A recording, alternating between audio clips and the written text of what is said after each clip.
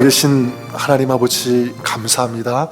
5월 20일 또 우리 토요 아침 기도회를 통하여 하나님 앞에 영광 올려드리며 또 주님을 예배하며 또 이 시간 주님 앞에 함께 기도하는 귀한 시간 허락해 주심에 감사를 드립니다. 하나님, 오늘도 마음으로 드리는 이 예배, 이 기도 하나님 받아주시옵시고 또 흠양하여 주시되 우리 하나님의 아름다운 또 놀라운 은혜가 우리 가운데 임하는 귀한 시간 되게 하여 주시옵소서. 오늘도 살아계신 하나님, 능력의 하나님을 의지하며 만나며 또 주님과 동행하는 그런 하루, 그런 저희들의 삶 되게 하여 주시옵소서. 주님께서 다스리시고 또 주님께서 통치하시는 그런 저희들의 삶이 되어줄 수 있도록 오늘 우리의 마음, 우리의 삶을 주님을 향하여 활짝 열어드리며 주님의 은혜, 또 주님의 역사를, 또 주님의 통치를 간절히 구하며 갈망하며 주님 앞에 나아가는 그런 저희들의 하루, 또 저희들의 삶 되게 하여 주시옵소서. 이 시간 주님 앞에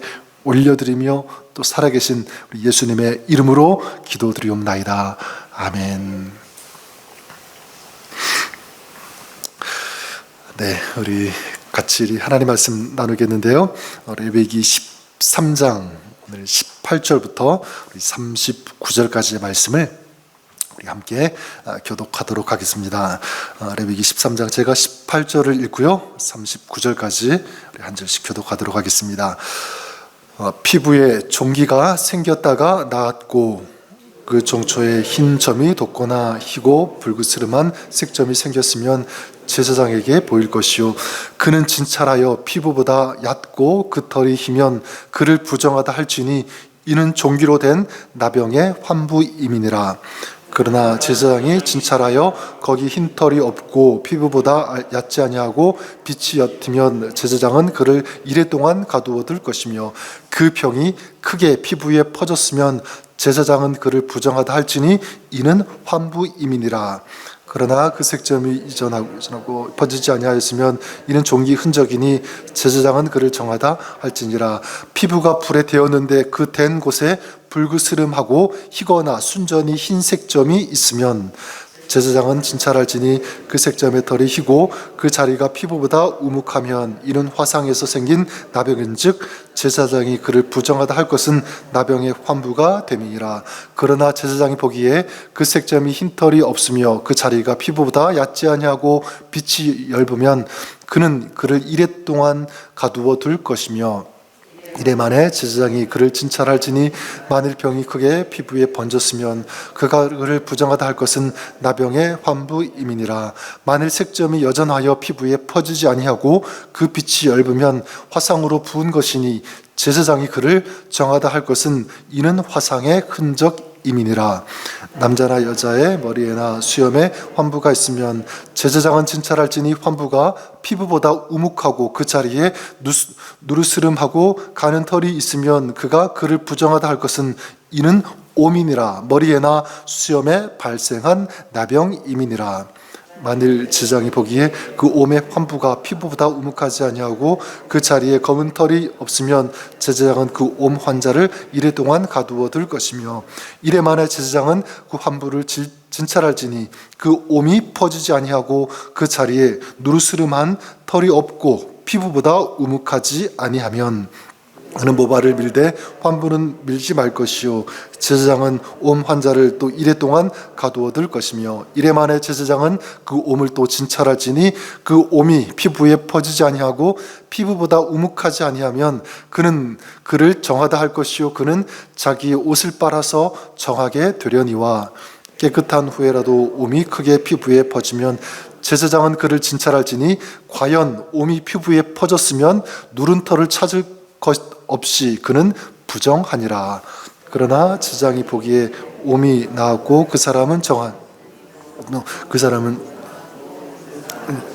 제사장은 그를 정하다 할지니라. 남자나 여자의 피부에 색점 곧 흰 색점이 있으면 제사장은 진찰할지니 그 피부의 색점이 불스름하면 이는 피부에 발생한 어루럭이라. 그는 정하니라. 아멘. 우리 레위기 말씀 우리 계속 보고 있는데요. 오늘 13장 읽었고 또 내일 14장 이제 계속 이어지게 되는데 레위기 13장과 14장은 정결법에 관한 내용입니다.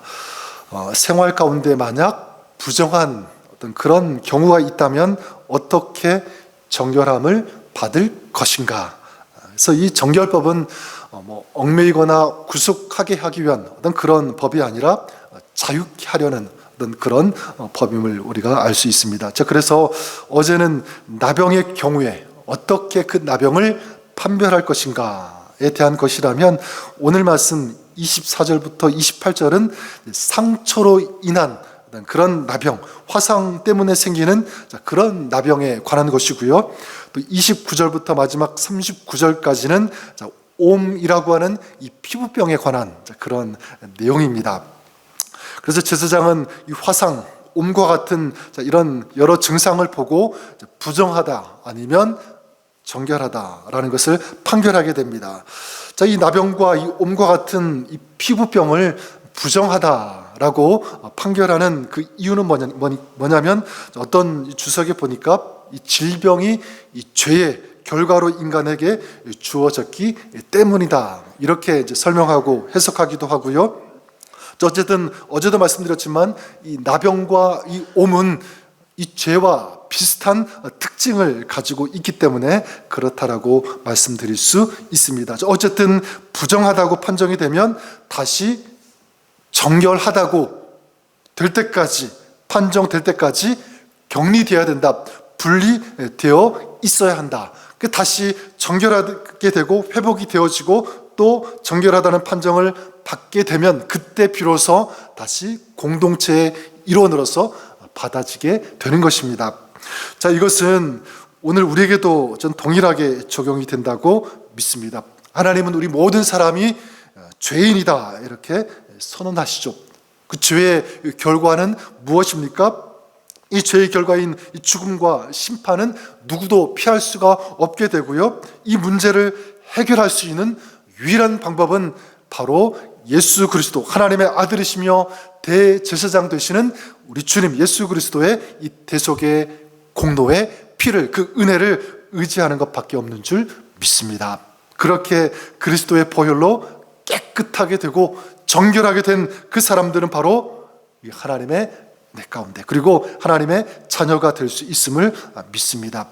예수 그리스도의 보혈을 통해서만 부정했던 우리가 거룩하게 되고 깨끗하게 되고 온전한 자로 변화될 수 있음을 믿습니다. 자, 이런 맥락에서 저는 오늘 이 죄가 어떻게 들어와서 우리를 부정하게 되는지, 특별히 이 죄의 통로가 되는 이 상처에 대해서 좀 같이 말씀을 나누고요. 그 상처를 어떻게 치유받을 수 있는지, 또 그 상처를 어떻게 처리할 수 있는지, 이것을 좀 같이 나누기를 원합니다. 24절에서 28절까지 우리가 읽었던 바와 같이 화상으로 인해 생긴 나병에 대한 그런 규례인데요. 24절을 보면 이렇게 말씀합니다. 피부가 불에 데었는데 그 댄 곳에 불그스름하고 희거나 순전히 흰 색점이 생기면, 이렇게 말씀하고 있습니다.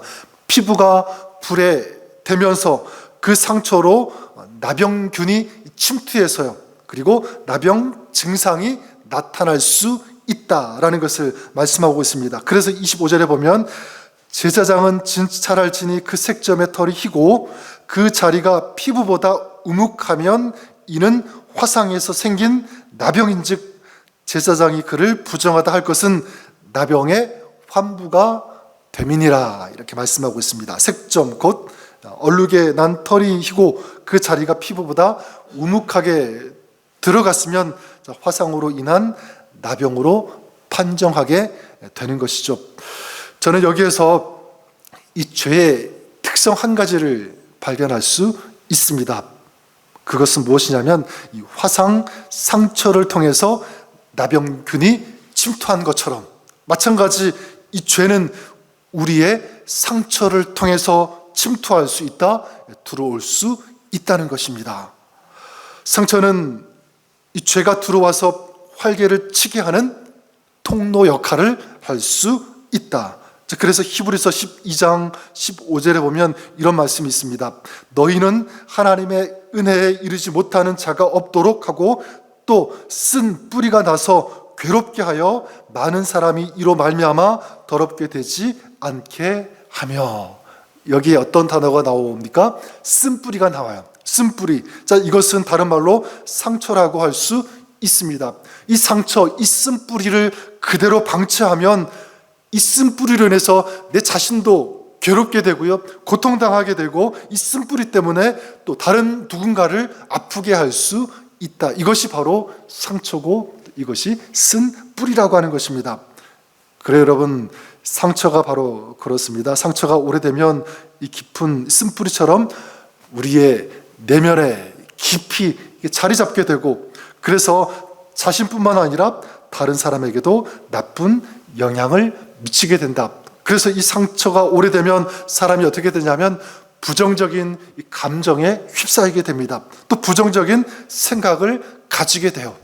분노가 일어나고 열등감에 휩싸이게 되고 우울감, 용서하지 못함, 미움, 이런 감정들이 그 삶을 지배하게 된다는 것입니다. 자, 이런 감정과 생각으로 결국 어떻게 되냐면 고통당하는 거죠. 괴로움을 당하게 되는 것입니다. 자, 그래서 이 상처로 생기는 이 쓴뿌리를 또 다른 말로 뭐라고 할 수 있냐면 견고한 진이다. 신약에 나오는 것처럼 그렇게 말씀드릴 수 있을 것 같습니다. 우리 안에, 우리 내면 안에 이런 쓴뿌리, 이 견고한 진이 자리 잡게 되면 어떻게 되냐면 이 견고한 높은 이 벽 때문에 하나님의 말씀이 들어올 수 없습니다.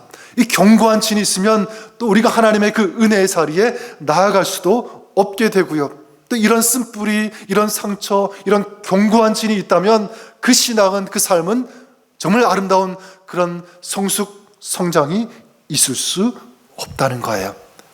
무엇부터 시작하냐면 바로 상처로 시작될 수 있다는 것입니다. 자, 그래서 이 죄는 우리의 연약한 부분이 어디인지, 무엇인지, 또 이 연약한 상처가 어디인지를 너무 잘 알아요. 사단이 너무 잘 알아서 얘는 여기가 약하니까 거기에 툭 치면 넘어지고 괴로워하고 그런다는 사실을 너무 잘 알기 때문에 사단은, 또 마귀의 권세는요, 우리 연약한 부분, 이 상처를 계속 공략하고 공격하고 그리고 넘어뜨리려고 한다는 것입니다. 결국 이 상처를 방치하면 이젠 죄가 이끄는 대로 끌려가는 그런 삶, 그리고 이 죄의 통제를 받는 인생이 될 수밖에 없다는 것입니다. 자, 그러면 어떻게 해야 하는가?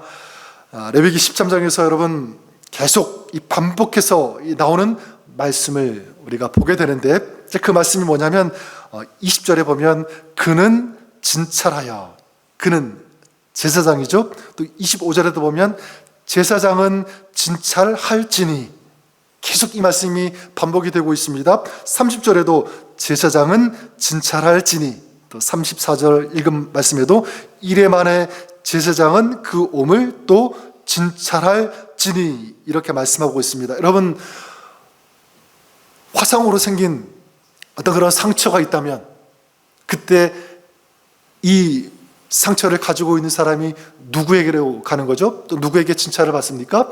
제사장에게. 그렇죠? 제사장에게 가는 것입니다.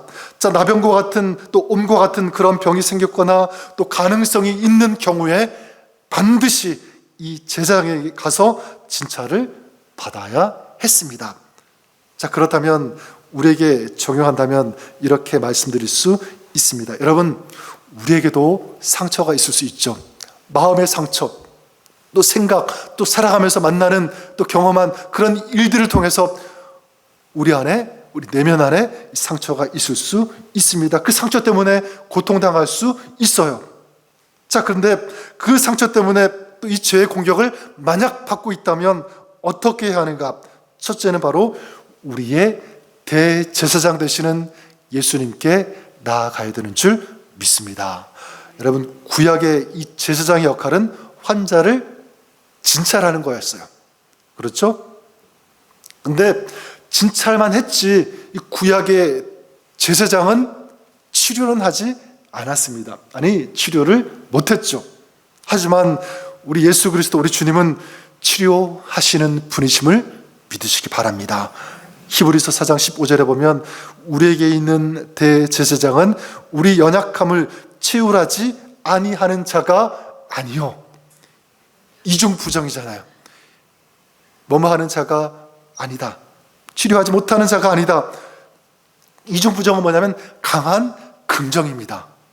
예수님은 우리의 약함, 우리의 아픔, 우리의 상처를 가장 잘 아시고 공감하시는 그런 분이 우리 주 예수님이신 줄 믿습니다. 그런데 그냥 아시는 그 정도가 아니라 거기서 그치는 것이 아니라 우리의 연약함과 아픔과 상처를 아시고 뿐만 아니라 그 아픔과 그 상처를 치유하시고 회복하실 수 있는 분이 우리 예수 그리스도 우리 주님이신 줄 믿습니다. 이사야 53장 5절에 보면 이런 말씀이 있습니다. 나 여호와가 말하노라 그들이 쫓겨난 자라 하며 찾는 자가 없는 시온이라 한즉, 그 다음 보니까 내가 너를 치료하여 내 상처를 낫게 하리라. 우리 주님이 바로 이분이신 줄 믿습니다. 우리의 상처를 아시고 치료하시며 고치시고 회복케 하시는, 완전케 하실 수 있는 그분, 바로 예수 그리스도 우리 주님이신 줄 믿습니다. 둘째, 우리 안에 어떤 종류의 상처가 있든지 그 상처를 치유받기 위해서는 두 번째는요, 주님께 상처를 오픈하는 것입니다. 어제도 비슷한 말씀을 드렸는데 주님께 상처를 오픈하는 거예요. 여러분, 내적 치유 이 세미나 다녀오신 분 아마 있을 것입니다. 이 내적 치유 이 세미나의 가장 큰 어떤 특징 중에 하나는 뭐냐면 자신이 살아오면서 받은 상처를 누군가에게, 또 다른 사람에게 오픈하고 나눈다는 것입니다. 이게 이 치유의 원리인데, 말하지 못하는 어떤 답답함, 그런 어려움들, 그런 마음들, 때로는 이런 분노, 이런 것들을 고백하지 못하기 때문에, 나누지 못하기 때문에 이게 쌓여서 이게 아픔이 되고요, 이게 상처가 되고 고통이 되는데, 만약 이것을 누군가에게 나누기 시작하면, 고백하기 시작하면 거기 치유와 회복이 시작된다는 것입니다. 그래서 자꾸 이야기해 줄 수 있는 그런 사람이 필요하고요, 또 그 이야기를 들어줄 수 있는 사람이 필요한 것입니다. 여러분, 사람에게 이렇게 오픈하고 나누어도 달라지는데, 이것을 우리 주님께 고백하고 주님께 오픈하고 나눈다면 어떻겠습니까? 사람은 연약하여도, 사람은 그걸 들어도 도와줄 수 없어도 우리 주님은 모든 것을 이루시고 또 해결하시고 고치시는, 전능하시는 분이 우리 하나님이신 줄 믿습니다. 오늘 이 제사장이 그냥 진찰만 했어요. 그리고 조금만 그런 도움밖에 제공하지 못했지만 우리 예수 그리스도 우리 주님은 근본적으로 치유하시며 회복케 하시는 그분이 바로 우리 주님이신 줄 믿습니다.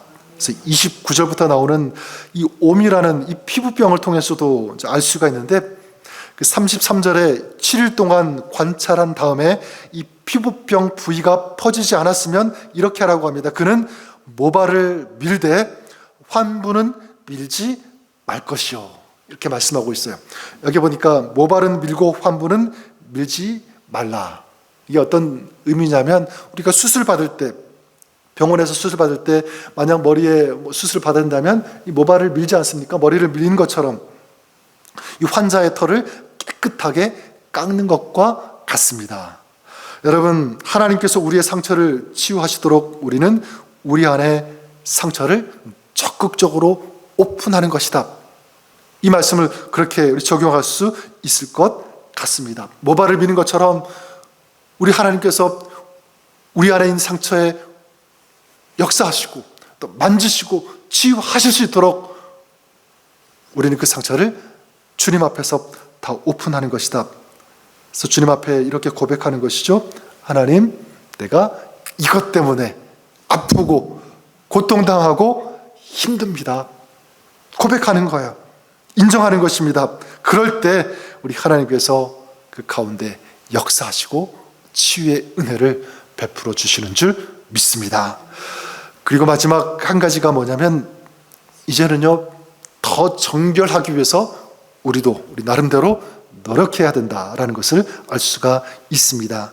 34절에 보면 뭐라고 하시냐면 그 옴이 피부에 퍼지지 아니하고 피부보다 우묵하지 아니하면 그는 그를 정하다 할 것이요 그는 자기의 옷을 빨아서 정하게 되려니와. 여기 보면 그 옴이 피부에 퍼지지 아니했을 때 그냥 거기서 끝나는 것이 아니라 옷을 빨아라 이렇게 말씀하고 있습니다. 옷을 빠는 것은 결단이라고 말씀드리고 싶어요. 결단하는 거다.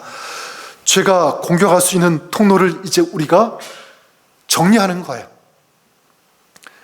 여러분, 파리가 막 끼는데 파리가 오지 못하게 하기 위해서는 어떻게 합니까? 파리가 오게 하는 그런 환경을 정리해야죠.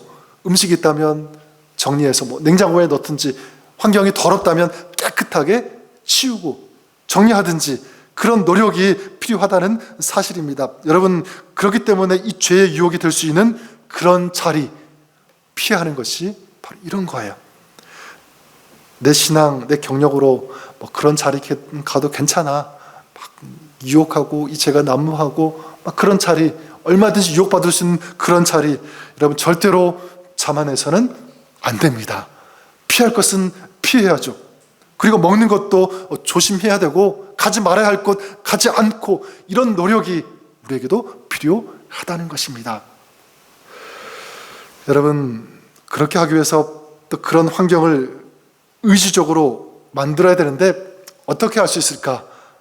여러분, 그러기 위해서 우리가 할 수 있는 것, 저는 이렇게 추천드리고 싶어요.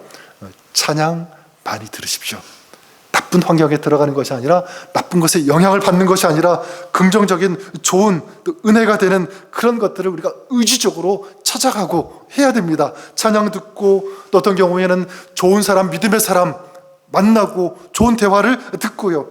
또 나쁜 생각, 부정적인 생각을 자꾸 하는 것보다 긍정적인 생각을 하게 되고, 무엇보다 우리의 가장 좋은 친구가 되어주시는 예수님을 만나시고 교제하십시오.